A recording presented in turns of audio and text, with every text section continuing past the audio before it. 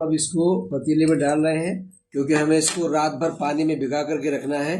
ये हम सारी चीज़ इसके अंदर एक के बाद एक डालते जा रहे हैं ताकि ये रात भर पानी में भीगती रहे और अपना असर पानी के अंदर छोड़ती रहे। ये सारी चीज़ हम इसको पानी में डाल रहे हैं। ये असारून है, बरगयास है और ये आपका बहेड़ा है। ये सारी चीज़ रात भर हम पानी में भीगा रहने देंगे ताकि ये अपना असर पानी के अंदर छोड़ दे और नरम हो जाए। उसके बाद हम सुबह में इसको पकाएंगे।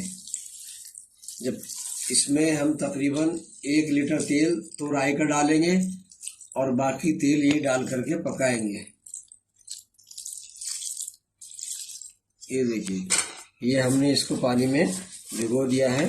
अब ये रात भर पानी में भीगा रहेगा और ये जड़ी बूटियाँ पानी में भीगकर नरम हो जाएंगी और अपना असर इसके अंदर छोड़ेंगी।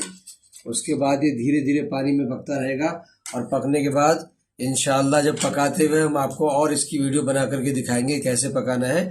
तो आप भी इस तरीके से इस तेल को अपने घर पर ही तैयार कर सकते हैं और तैयार करके अपने बालों में लगाइए, फ़ायदा उठाइए और जब आराम हो तो हमें दुआ में याद रखिए।